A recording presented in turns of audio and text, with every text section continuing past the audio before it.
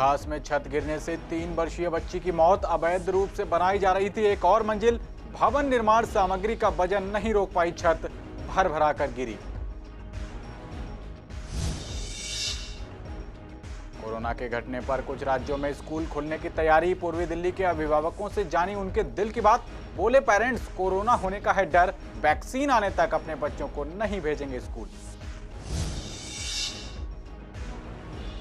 दिल्ली सिख गुरुद्वारा प्रबंधक कमेटी के चुनाव की तैयारियों को लेकर कमेटी सदस्य बलवीर सिंह से खास बातचीत। 31 दिसंबर तक बढ़ाई गई वोटर लिस्ट बनाने की डेट।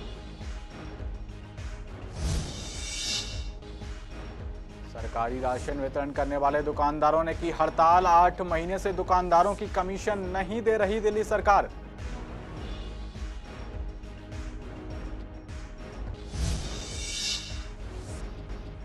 और नए कृषि कानूनों को लेकर आक्रोश में किसान। गाजीपुर बॉर्डर पर भी किसानों ने किया अनशन।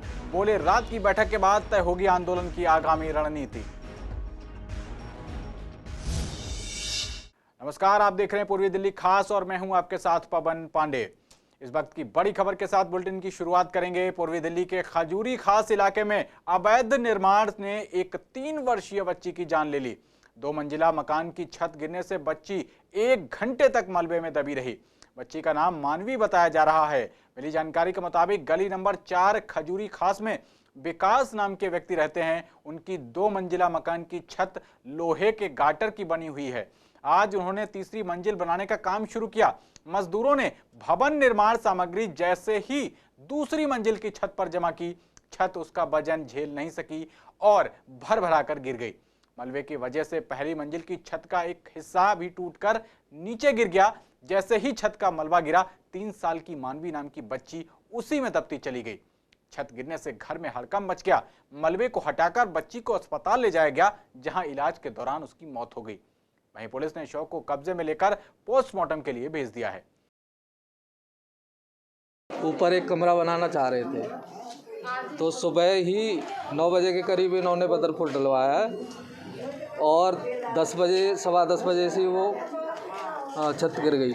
ऊपर से नीचे गिरी और नीचे से बिल्कुल ज़मीन पर गिर गई। तो उसमें बच्चे, लड़की 3.5 साल की, 3 साल की है, वो दब गई और वो 1.5 घंटे में के करीब निकली है। जब वो हॉस्पिटल ले गए, अभी हालत तो नाजुक है वैसे, पर ले गए हैं हॉस्पिटल।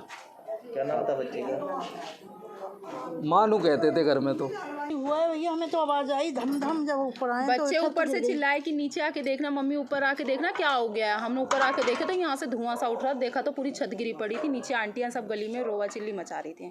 छोटी बच्ची दबी हुई है। हमें यही पता चला जब उनकी मम्मी रोवा चिल्ली मचा रही थी कि मेरी छोटी बच्ची अंदर है, तब हमने देखा। 9:30 10 का ही टाइम होगा भैया। हम सब नाश्ते में बनाने में लगे हुए। जिन राज्यों में कोरोना के मामले कम हो रहे हैं, वहां स्कूल खोलने की तैयारी की जा रही है। इन राज्यों में महाराष्ट्र, हरियाणा, बिहार जैसे राज्य शामिल हैं। वहीं इस मामले पर पूर्वी दिल्ली के स्टूडेंट्स के पेरेंट्स से हमने उनका रुख जाना। पेरेंट्स का कहना है कि जब तक वैक्सीन नहीं आती तब तक स्कूल न खोले जाएं और अभी फिलहाल कोरोना की जो स्थिति है वो कभी भी खराब हो सकती है, जिसको देखते हुए पेरेंट्स का कहना है कि जब तक वैक्सीन नहीं आती तब तक वे अपने बच्चों को स्कूल नहीं भेजेंगे। उनका कहना है कि फिलहाल कोरोना बुजुर्गों और युवाओं में ज्यादा फैल रहा है और अगर स्कूल खुलते हैं और बच्चे स्कूल जाते हैं तो बच्चों में भी कोरोना फैल सकता है।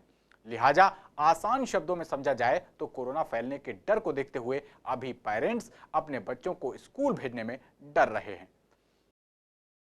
देखिए, मैं सजेस्ट नहीं करूंगी क्योंकि बिल्कुल भी अभी ठंड इतनी होने लगी है और बच्चे छोटे हैं। बच्चे जब स्कूल में जाते हैं तो फ्रेंड्स से मिलते भी हैं, बात भी करते हैं, तो बच्चों के लिए तो भी बहुत रिस्की है, बहुत ज़्यादा है। बच्चों के लिए सेफ्टी नहीं है, छोटे बच्चों के लिए तो बिल्कुल भी नहीं है अभी। वैक्सीन फिर भी बच्चों, उसका इफेक्ट क्या होता है, एकदम तो इफेक्ट नहीं करेगा ना। बच्चों के लिए तो बहुत अभी होना ही नहीं चाहिए। स्कूल तो बिल्कुल नहीं खुलने चाहिए क्योंकि अभी तो पेशेंट आ ही रहे हैं काफ़ी। बच्चे इधर उधर भागेंगे, खेलेंगे, कूदेंगे, सोशल डिस्टेंसिंग नहीं होगी बिल्कुल भी। तो भैया खुले, अगर खुल भी जाते तो हम तो भेजेंगे नहीं अपने बच्चों को स्कूल बिल्कुल भी। ठंड भी बहुत ज़्यादा हो गई, एकदम हवा चल रही है इतनी, बच्चे बीमार पड़ रहे हैं, खांसी हो रही है, जुकाम हो रहा है बच्चों को। बच्चों में बिल्कुल फैलेगा जी, उनकी ह्यूमिडिटी कोई इतनी ज़्यादा अच्छी कोई ना होती है। वो तो कम ही होते। जब बड़े बड़े आदमी को नहीं छोड़ रहा कोरोना, तो बच्चों को कहाँ से छोड़े। स्कूल्स अभी एक्चुअली अगर खुल भी जाते हैं तो जब तक वैक्सीन नहीं आती तब तक हम तो स्कूल्स नहीं भेजेंगे अपने बच्चों को। बट ठीक है, कोरोना पेशेंट्स कम हो गए, बट डेथ रेट काफ़ी बढ़ रहा है दिल्ली के अंदर, क्योंकि टीचर्स तो हैं वहाँ पर और बाहर आने जाने वाले भी हैं।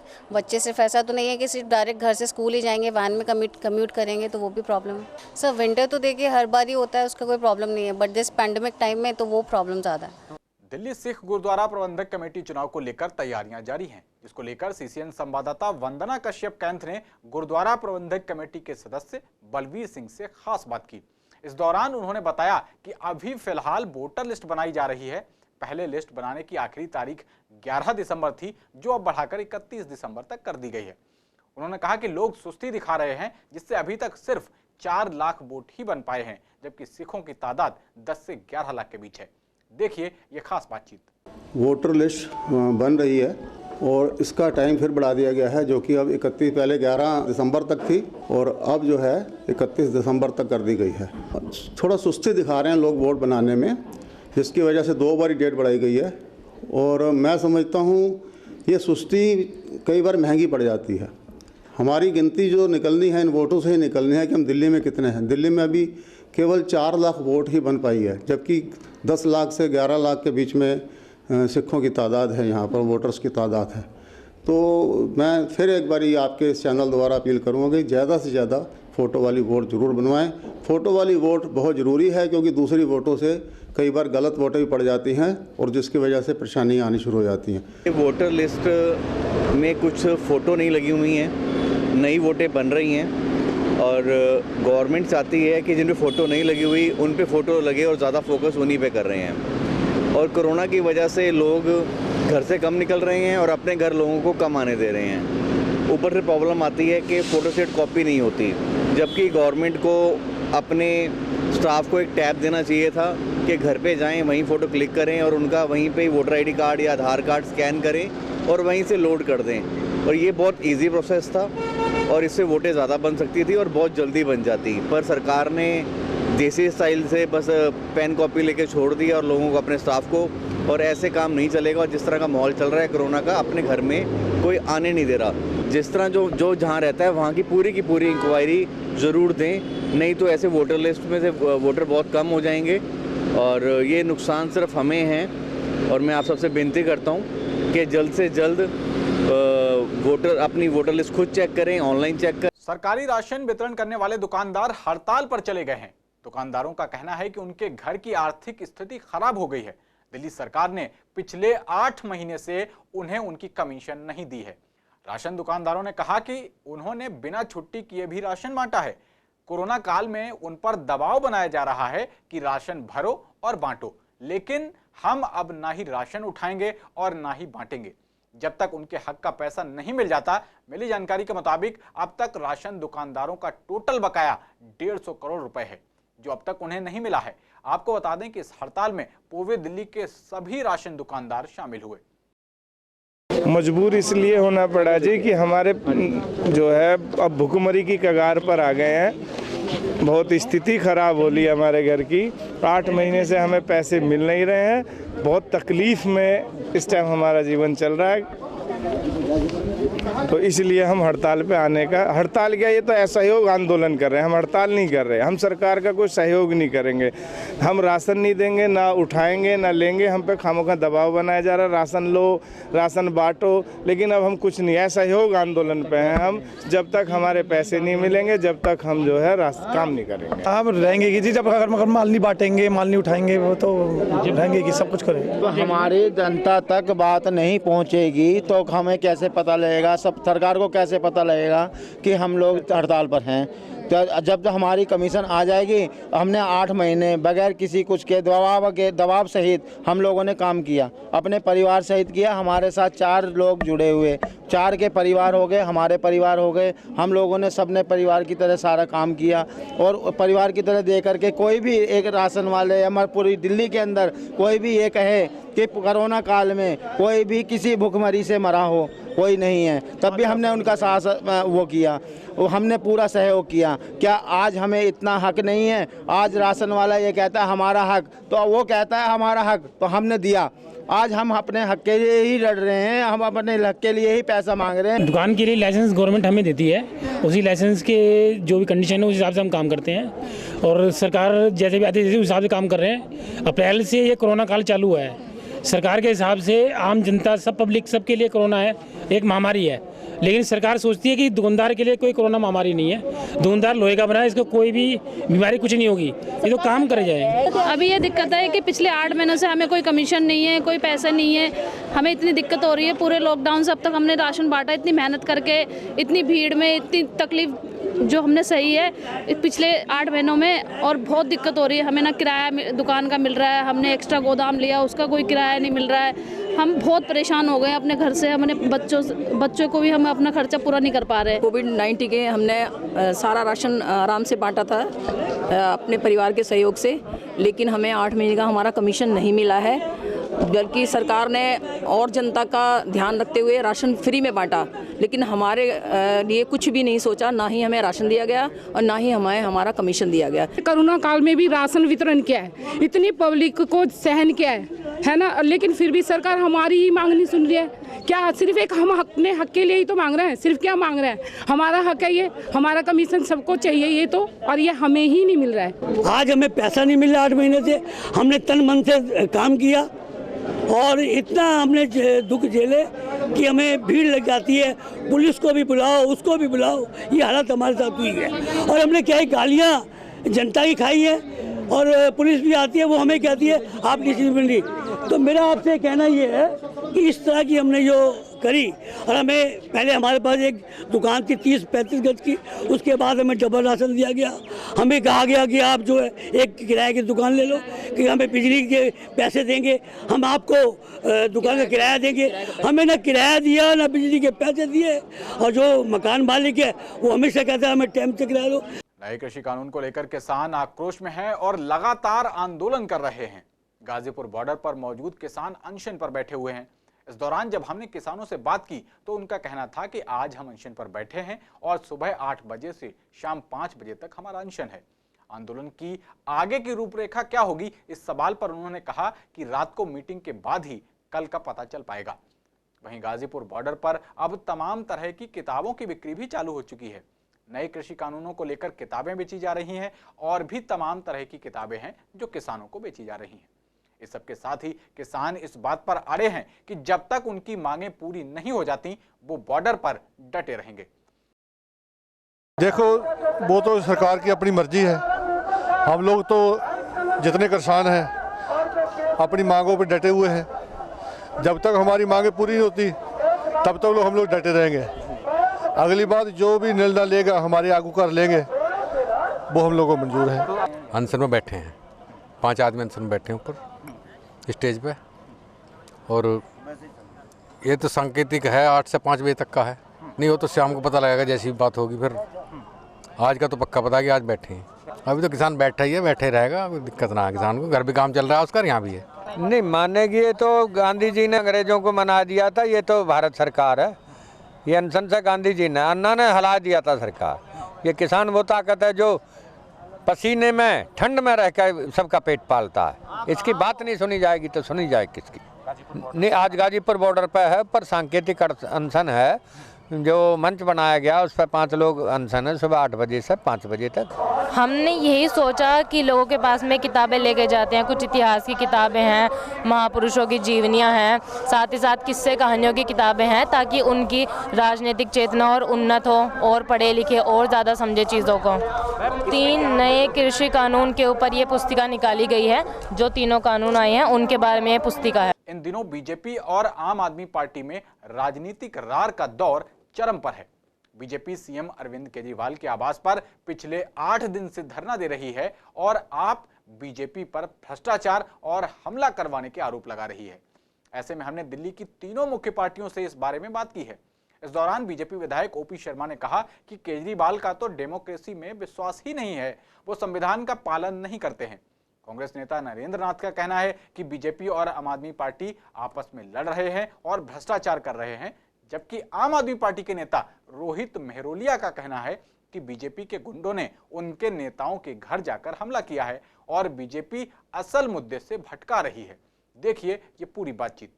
केजरीवाल जी कहीं ना कहीं उनका डेमोक्रेसी में कोई भरोसा नहीं है। वो स्वयंभू अनार्किस्ट हैं, संविधान की पालना वो करते नहीं हैं, संविधान के अनुसार कार्य करते नहीं हैं। डेमोक्रेसी में किसी भी बात को कहने का किसी भी पार्टी के किसी भी नेता को अधिकार है। चुने हुए लोग और विशेष रूप से दिल्ली के तीनों मेयर वहाँ बैठे और इतने हफ्ते से ज़्यादा समय बीत जाने के बाद भी केजरीवाल जी बात करने के लिए तैयार नहीं हैं।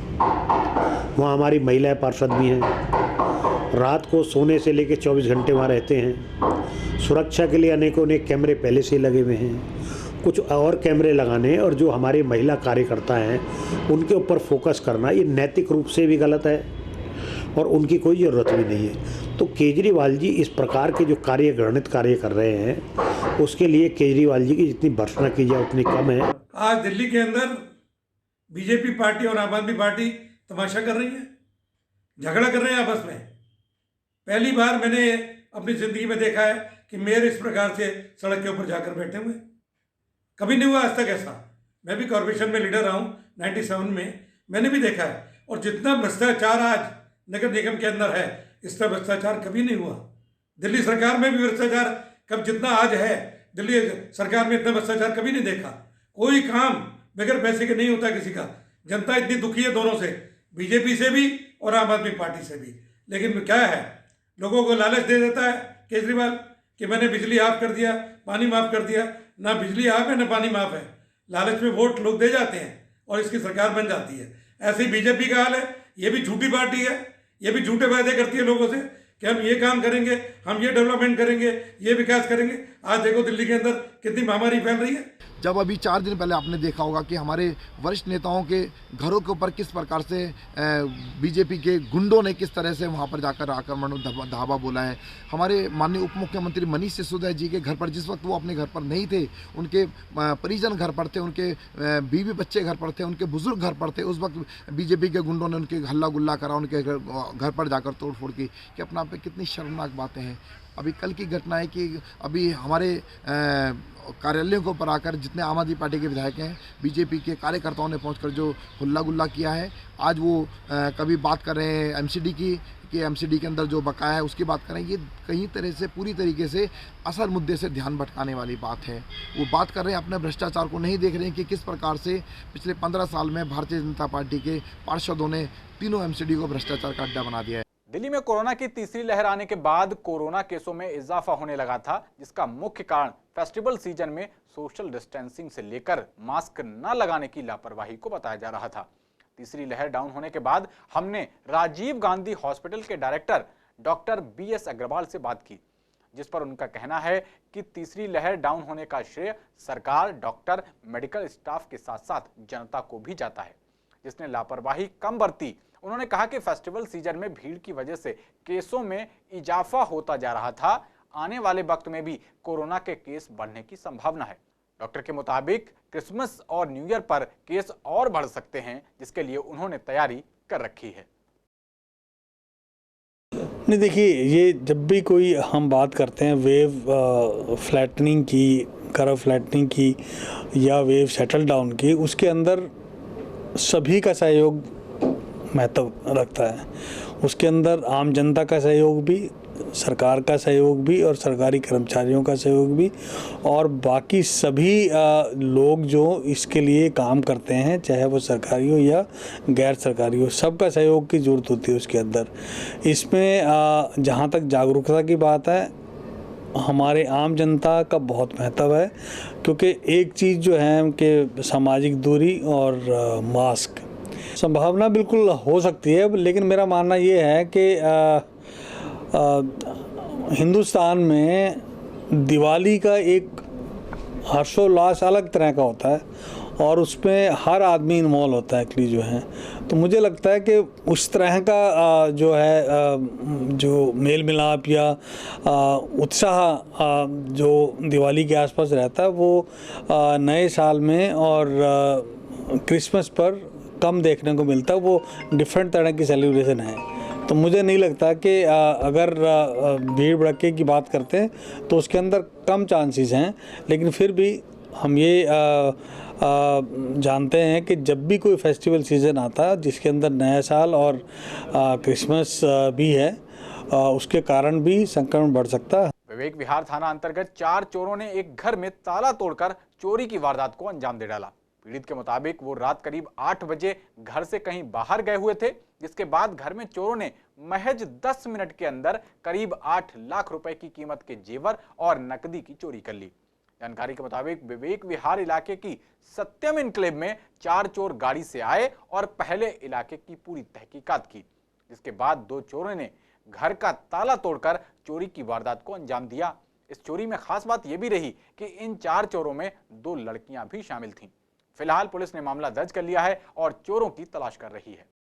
ये 11 तारीख रात की बात है। तकरीबन 9:15 बजे हम घर से गए हैं तो पीछे चोर आए हैं। उन्होंने अपना ताला तोड़कर घर से ज्वेलरी, कैश, कपड़े जो भी उनको मिला वो लेके फरार हो गए सारे यहाँ से। इसमें 4 लोग हैं और विवेक थाने के अंतर्गत ये डीडी फ्लैट है सत्यम इनक्लेव, वहाँ पे चोरी हुई है। यंग लड़के हैं, 2 लेडी भी हैं, साथ में पूरा ग्रुप है 4 बंदों का। ये लोग कार से आए थे, जो पुलिस की वेरिफिकेशन में पता लगा है। ज़्यादा तो अभी पुलिस में ज़्यादा कुछ बता नहीं रही हमें, लेकिन काफ़ी कुछ वो अपना केस सॉल्व करने के नज़दीक है। खबरों में आगे बढ़ते हैं। पूर्वी दिल्ली के विकास मार्ग पर बीते कुछ महीनों से निर्माण कार्य चल रहा है, जो काफी धीमी गति से हो रहा है और फिलहाल ऐसा लग रहा है कि ये एक तरह से रुक चुका है। ऐसे में इस इलाके के लोग काफी परेशान हैं और प्रशासन से उचित कदम उठाने की गुहार लगा रहे हैं। आपको बता दें कि निर्माण कार्य के चलते कई जगह गड्ढे बन गए हैं, जिनमें पानी इकट्ठा है और स्थानीय लोगों को डेंगू फैलने का डर सता रहा है। साथ ही साथ तमाम गड्ढे खुले हुए हैं और उनमें से कई सरिये बाहर की ओर निकले हुए हैं। इन सरियों से हादसा होने का खतरा मंडराता रहता है। लोगों का कहना है कि प्रशासन जल्द से जल्द इन गड्ढों को भरवाए, जिससे लोगों की दिक्कतें कुछ कम हो सकें। सर, सकरपुर का दुर्भाग्य कहें या कोई और बात कहें, ये कष्टों का जीवन जीना पड़ रहा है सकरपुर को। यही विकास मार्ग की हालत है और साथ ही सकरपुर मेन मार्केट की भी हालत है। दोनों तरफ पानी इकट्ठा पानी जो मच्छरों के लिए चाहिए होता है, वो पानी दोनों तरफ अवेलेबल है। एडिस मच्छर पनपेगा, डेंगू मच्छर, कोरोना के साथ साथ डेंगू मच्छर भी अपना प्रकोप दिखाएगा और डेंगू खूब फैलेगा, मतलब एडिस मच्छर फैलेगा और डेंगू खूब फैलेगा। और साथ ही इस तोड़फोड़ की वजह से दुर्घटना भी कभी भी घटित हो सकती है, क्योंकि रात के समय में सर्विस रोड पर कोई भी लाइटें नहीं है। रात के समय में कोई बाइक वाला, 2 व्हीलर वाला गिर सकता है और 4 व्हीलर का भी मतलब टायर वगैरह इसके अंदर जा सकता है। बड़ी दुर्घटना हो सकती है। डेंगू फैलने की तो सबसे ज़्यादा संभावना है इसमें। यहाँ तक कि इसमें कोई भी आदमी गिर के मर भी सकता है, हड्डी पसली भी टूट सकती है उसकी। तो इससे तो बहुत खतरा है। इस पूरी लाइन में ऐसे कई गड्ढे मिलेंगे आपको, जिनमें ऐसे ही पानी भरा हुआ है और मच्छर जिनमें बैठे होंगे। मैंने पूरी लाइन में, अभी मैं वहीं से आ रहा हूँ, मुझे कई गड्ढे मिले हुए हैं इस लाइन में। दिन में तो चलो ये है कि थोड़ा दिखाई दे जाता है, लेकिन रात में तो बिल्कुल दिखाई नहीं दे रहा। लोगों को बहुत दिक्कतें उठानी पड़ रही हैं। ऊपर से सड़क भी टूटी हुई है, आने जाने में काफ़ी दिक्कत है। हाँ सर, ये नाली खुली हुई है, यहाँ पे बाइक वाले जा रहे हैं क्रॉस द लाइन, प्रॉब्लम तो हो रही है लोगों को। और ये ट्रैफिक का भी इसी वजह से यहाँ पे प्रॉब्लम रहता है कि जाम लगा रहता है। बिल्कुल सर, है क्यों नहीं है। ये देखो ओवरफ्लो हो रहा है। ये कपल जा रहा था बाइक से, उनका बैलेंस हुआ है, डिसबैलेंस हुए हैं, वो बच गए गिरने से। ये काफ़ी टाइम से है यहाँ से, जब भी इस रूट से निकलते हैं ये प्रॉब्लम तो काफ़ी टाइम से चल रही है। वहीं अगली खबर पूर्वी दिल्ली के झिलमिल इलाके से है, जहां एक एनजीओ द्वारा बच्चों को आत्मरक्षा की ट्रेनिंग दी जा रही है, जिसमें शाहदरा डीएलएसए से वकील मौजूद रहे। इस दौरान वकीलों ने बच्चों को सेल्फ डिफेंस से लेकर कानूनी सलाह भी दी। वकीलों का कहना था कि इन सभी बच्चों को ट्रेनिंग के साथ साथ कानूनी जानकारी के प्रति भी जागरूक किया जा रहा है। आयोजक के मुताबिक कार्यक्रम में 8 से 20 साल तक के बच्चे शामिल थे। जागरूकता अभियान में बच्चों द्वारा मार्शल आर्ट, नुक्कड़ नाटक का प्रदर्शन किया गया। कार्यक्रम को संबोधित करते हुए आयोजकों ने कहा कि बच्चों में आत्मरक्षा की कला विकसित करने के लिए सक्षम व्यक्तियों को और आगे आना चाहिए। ये कार्यक्रम हमने 1 तारीख से लेकर 15 तारीख तक के लिए रखा था।